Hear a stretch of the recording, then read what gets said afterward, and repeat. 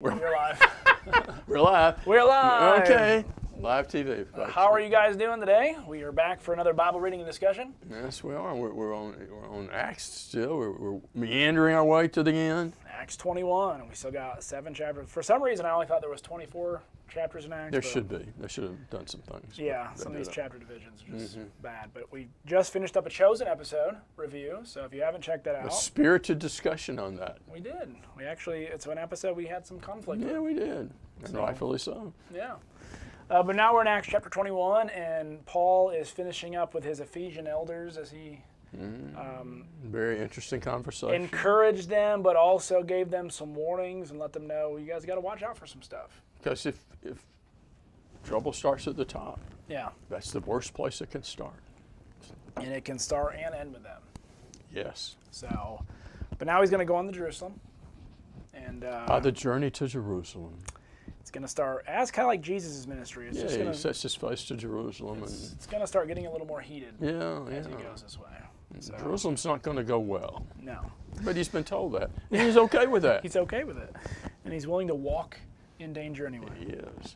Kind of reminds you of Psalm 23. Even though I walk through the valley of the shadow of death, fear no evil. All right, chapter 21, verse 1. Are you on? I'm on. Just making sure. Come on. All right. And when he had parted from them and set sail, we came by a straight course to Kos, and the next day to Rhodes, and from there Patara. And having found a ship crossing to Phoenicia, we went aboard and set sail. When he had come into the sight of Cyprus, leaving it on the left, we sailed to Syria and landed at Tyre, for there the ship was to unload its cargo. Having sought out the disciples, we stayed there for 7 days, and through the Spirit they were telling Paul not to go on to Jerusalem.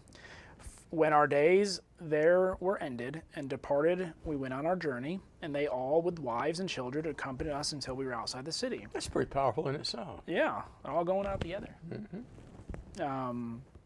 And I love how it's kind of like when you're traveling. When you're traveling and you find a church and you can tell they're like Instant believers, bond, instant bonds, and it's like you've known each other for years. Somebody will say, it's a small world. Yeah. Because somebody's got to say that. And everybody, yeah, it is. Or there are sometimes you travel and you go to churches and like no one talked to me. Yeah, you're a stranger in your own home. It's like we're Christians. Come on, guys. You know. Anyway, in kneeling down on the beach, we prayed and said farewell to one another. Then we went on aboard the ship and they returned home.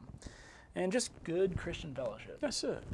When we had finished the voyage from Tyre, we arrived at Ptolemais, and we greeted the brothers and stayed with them for 1 day. On the next day we departed and came to Caesarea. We entered the house of Philip the evangelist, who was one of the 7, and stayed with him. He had 4 unmarried daughters who prophesied. Oh, my. So we got some prophesying. Women prophesying. Women prophesying. Okay. We don't want to open up the full can of worms. Just a little bit of the can. All right. But I'll let you start. Okay. Women's role. There are some who would like them to keep their mouth shut, stay in the kitchen, and be pregnant all the time. No. But that's not right. There are others who want to say, well, it doesn't matter anymore. We're totally egalitarian. We're going to have elders, preachers, whatever. It doesn't matter. Well, that goes too far, too. Yeah. So where do women have their place? Yeah. Now, Huldah was a prophetess, Yep. and yet they go to her, if you will, privately, Yep. take the message back to the king. That's probably instructive to some point. We've got some things in 1 Corinthians about worship services and who's speaking and all this. And so women don't have the full public deal that men have been given. It's not inferiority, superiority. It's just, that's it. Yeah. You go back to Genesis, the article I sent you the other day, which they didn't do, and they're different. Yeah. Now, there's a lot of sameness because they're meat. Yeah. They're suitable for each other. When one looks at the other, he sees himself or herself. But they're not the same. Well, and there's some prophesying in the sense of, let's say, we've got women here. Let's just put it that way. Yes, we do. We've got women here who are very much Jesus talkers. What I mean by that is when they're out and about, They're talking Jesus. They're talking Jesus. As they should. They're trying to encourage people to come to church, or they're trying to start up conversations about Jesus, trying to teach people the gospel. Often better than men. That, in a sense, when you are speaking between you as a Christian, man or woman has an obligation to preach the gospel. And so women who prophesy, I have no problem with them speaking to non-believers and giving the word of the Lord. No, because a lot of the work of the prophets was not looking out there and saying, way you down yonder, something's going to happen. It was, what's going on right now, and what does the Lord have to say about that? And you know, sometimes the best way to reach a woman is through a woman. You know, we've got some people who've been visiting here recently who are friends with girls here, and they became friends, and they started doing friend stuff together, and then, you know, the members They here have start more talking about common. Jesus. It's, you know, and so we can't, just because we have a women prophesied, all of a sudden make it everything Yeah, no. that it's not. No, And once we get the all first kind of things it can mean. and once we get the 1 Corinthians, we'll talk more sorting about it out that. a bit, yeah. And I think especially in the church and in the assembly, Yeah. when the believers come together, the rules change. And even Paul will add some things in 1 Corinthians 14 that it's not just women he's trying to silent. Oh, you gotta- There's you other gotta prophets. Shut some of the men there's up. other prophets. There's other Yeah. people speaking in tongues. So there's a whole lot of, we'll say, Procedural regulations, rules, yes. that need to be considered. Okay, okay, I'm done now. All right, me too. While we were staying for many days, a prophet named Agabus came down from Judea, and coming to us, he took Paul's belt and beat him with it. Oh, no. No. That's what my dad did. That's what your dad did. That's right. He took Paul's belt, bound his own feet and hands, and said, This is such a cool. This is like the prophets in the Old Testament. is like Ezekiel. Big visual. Yeah. you know, Ezekiel having to lay down on his side, Yeah. cooking all his food over Oh man. Ugh. cow poop. No. You're not gonna forget this. No. Thus says the Holy Spirit. Once again, this is getting back to our original, who's guiding a lot of these events? The Holy Spirit, who's representing Jesus. Yep. This is how the Jews at Jerusalem will bind the man who owns this belt and deliver him into the hands of the Gentiles. When we heard this, we and the people there urged him not to go up to Jerusalem. Then Paul answered, "What are you doing, weeping and breaking my heart? For I am ready not only to be imprisoned, but even to die in Jerusalem for the name of our Lord Jesus." This reminds me of Simon Peter, right after the good confession. And Jesus talks about what's going to happen to him. And let it be far from you, Lord, which is, and he says, get behind me, Satan. This is crucial. This is vital. This has to happen, not in the same sense of Jesus, but in another sense, yes. This is what Paul needs to do. Yeah, it's like when they're going up to Lazarus to resurrect, you know, even the disciples now, if you go there, They're probably going to kill you. They're out to get you. Jesus It's goes, just, we're going. yep. It's awesome. And Paul's ready. And you know, sometimes, and not all the time, so Paul has avoided danger at times. Paul has avoided. And Jesus did as well. Jesus avoided. But there are times, and you just got to know when that's right. Yeah, what's appropriate or expedient for your overall mission, if you will. Yeah. And he says, I have a mission. Here's my mission. And I know This the is part of it. This is part of Yeah. it. So, and since he would not be persuaded, we ceased and said, let the will of the Lord be done. All right. So they're wrecking, and they're trying to use the will of the Lord to stop him from going. And then they found out that's not the will of the Lord. And then he's, you know, let the will, and that's sometimes, you know, that's all we can do. We do what is right. We do what we know to be what is right. And sometimes it's not always the best, but we're just trying to do, and we let God fill in our gaps. All of us probably feel, if we feel a strong sense of relationship with God, that there have been things in our lives that we would have done this and that, but we weren't able to. And then we realized, you know what, it's a good thing I wasn't able to do that. Yeah, and we, you know, as Paul would say, perhaps that was the Lord. Yeah, perhaps it was the Lord. So, after these days, we got ready, went up to Jerusalem. Some of the disciples from Caesarea went with us, bringing us to the house of Nason of Got one of Cyprus. them funky names with two consonants, Yeah, I'm assuming M is silent. I guess. So, if the M is silent, it's Nason. If the N is silent, it's Mason. If they're both vocalized, or we don't know it's what it is. Nason. You know, it's like Shmuel. Yeah, I Shmuel. can't do All right, the house of Nason of Cyprus, an early disciple with whom we should lodge. So I love that because a lot of times we think the only disciples who were really major players, there were other names who were well known and people knew where to go. And they Kinda like stay where safe they are houses. and do good stuff. They're little beacons. Yeah, I know. For other Christians to know Exactly. there's a place here if you're traveling There's through. folks around, yeah. And that's really what every church ought to desire, and to push and to proclaim, is that we are a place of believers. And if you're passing Refuge through, and yeah, assistance. cities of refuge. All right. So when they had come to Jerusalem, the brothers received us gladly. On the following day, Paul went in with us to James, and all the elders were present. After greeting them, he related one by one the things that God has done among the Gentiles through his ministry. And when they heard it, they glorified God and said to him, "You see, brother, how many thousands were among the Jews of those who have believed. They are all zealous for the law." So in Jerusalem, there are thousands and thousands of converts Yeah. who are zealous for the law. And that'll trip them up at times. It will. And so let's look at that. Yeah, it's your turn to read. I know. And they have been told about you that you're teaching all the Jews who are among the Gentiles to forsake Moses, telling them not to circumcise their children or to walk according to the customs. So we've got Paul's out doing this. That's not really what he's doing, and yet he is. But they don't understand it. It's the way they've interpreted Moses. He's speaking against Moses. Right. But the way Moses ought to be interpreted, as Jesus says, Moses spoke about me. So speaking about Jesus is not speaking against Moses, it's speaking with Moses. And the customs and such, we'll find that in Romans. If Jews feel a conscience on it, let them do these things. They can impose them on Gentiles. But if, by weakness of faith, they feel like they need to do that, and they're having trouble weaning themselves away from this. Understandably. Well, yeah, if you'd been doing that all your life for centuries, and it's what God wanted you to do, and now Paul's not, giving them, you better change right now. He's letting them wean themselves off of it. Even he's done the Nazarite vow here recently. He goes to the synagogue. Became all things to all men, if you will. Yeah. What then is to be done? So they're in a quandary, something's got to give. They will certainly hear that you've come.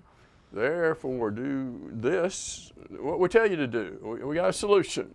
And here's our solution. We got 4 men here who are under a vow, Nazarite vow.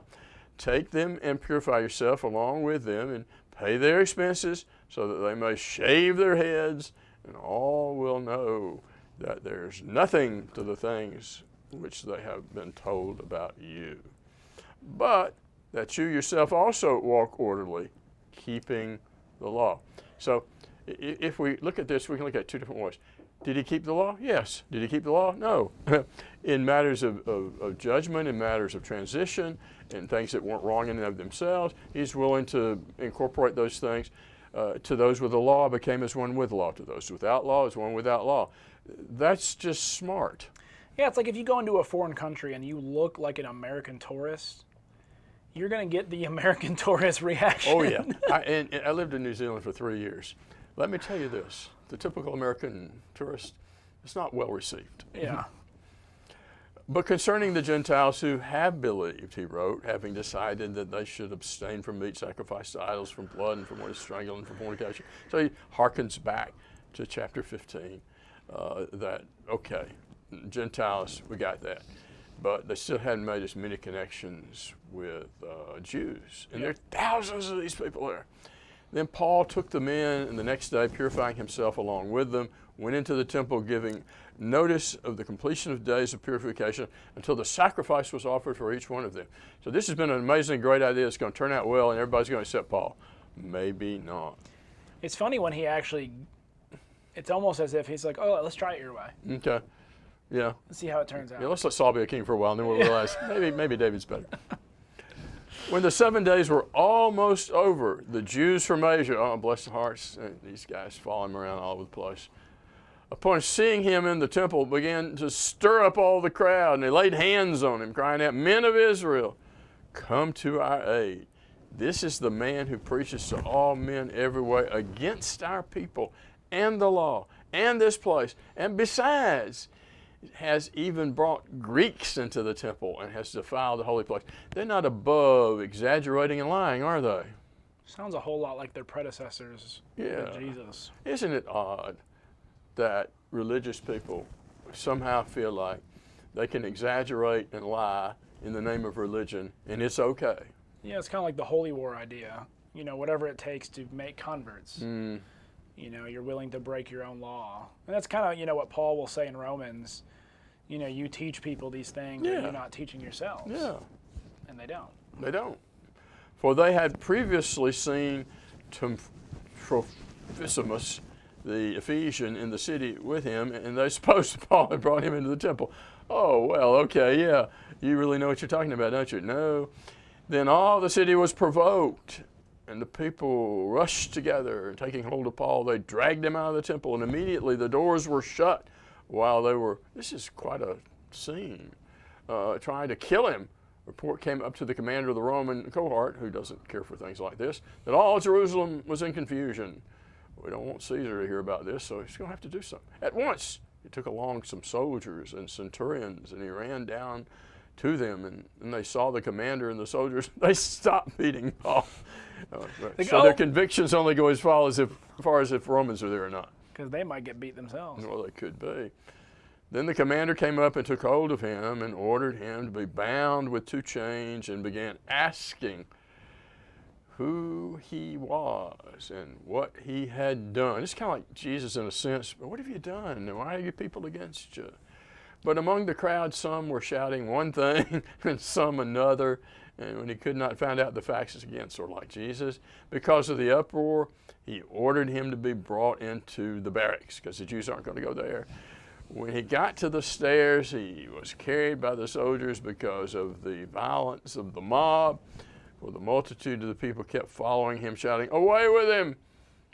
As Paul was about to be brought into the barracks, he said to the commander, "May I say something to you?" And he said, "Do you know Greek?" I will speak secretly here. "Then you are not the Egyptian who some time ago stirred up a revolt and led the 4,000 men, the Syrians, out into the wilderness." Paul said, "I am a Jew of Tarsus." And Did you say Assyrians or assassins? what did I say? I said Assyrians. Yeah. Does it say assassins? Let me try this again. In a revolt, and he led 4,000 men of the assassins. I was just like, whoa, that's a big translation. Well, I know it is. It's out into the wilderness. So he wants to find out. You're not this Egyptian guy or part of his people. Do you know Greek? Okay. So you must not be him. And then Paul says, "Here, let me tell you. Let me set you straight. I am a Jew of Tarsus in Cilicia, a citizen of no insignificant city." It's a Roman city. And he has Roman citizenship because he's there. "And I beg you, allow me to speak to the people." When he had given him permission, Paul, standing on the stairs, motioned to the people with his hand. And when there was a great hush, he spoke to them in the Hebrew dialect, which may have been Aramaic, but who knows. So we there's where we needed the chapter to just keep going, didn't we? Why? I don't understand this. That's, We're just getting to the good stuff, and we boom. It's like one of the most odd chapter divisions I've ever seen. Mm-hmm. Right in the middle of a sentence. Yeah, there's that too. So we've set the stage for Paul's defense to the Jews who have misinterpreted things and have gotten out of hand, for him to seek to put in perspective what's going on here. So that's just going to be like a classic moment.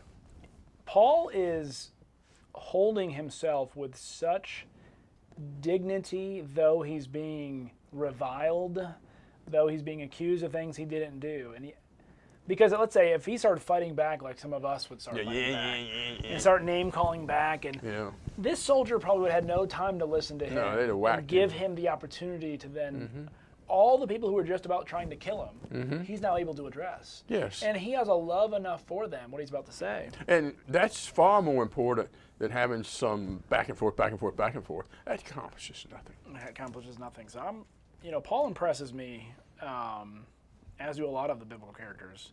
But I just think his likeness of walking in the danger, letting people trample over him, and yet still have the courage and love to tell them what they need to hear. And I don't think that's how he used to be. No. Jesus accounts for this. He's being like Jesus. Yeah. And how much has Jesus changed us? It's a good question. Are we still going with our cultural stuff and our cultural baggage and our yan back and forth like we do in culture, or are we the voice of reason and contemplation and let's look at this? We should be like Paul. You know, because sometimes as an American, it's, we got an attitude of, and not always bad. Like as a citizen in a worldly mindset, there's some good to it in the sense of you don't let people trample over you. Yeah, don't tread on me. There's the license plate, the "Don't tread on me." It's all over the place. And yet Jesus allowed people to tread on him. And he tells us to let people tread on us in certain circumstances. So sometimes what is worldly wisdom is counterintuitive to what Jesus demands of us. The way we carved out a country, let's not talk about all the people we had to kill and everything like that. With that, pull ourselves up by our bootstraps and take care of business, and we can do this. We had a very righteous beginning, didn't we? Yeah, we did. Very, very Christ-like. Ask an Indian. Yeah, if you can find any of them. I was lapsed into chapter 22. Yeah, I just lost my head there a minute. But anyway, so Paul's about to give his address. We finished 21. He's in Jerusalem. He's kind of following their way of doing it. This is where it's leading him. Now Gave it a try. Now he's about to do it his way. Yeah, I tried it your way. It didn't work. Let's go back in and revisit this. So next time we'll be back in Acts chapter 22. Yes, we will. Stick around for, This is some good stuff here. as they used to say, the rest of the story. Yes, page 2. Yes.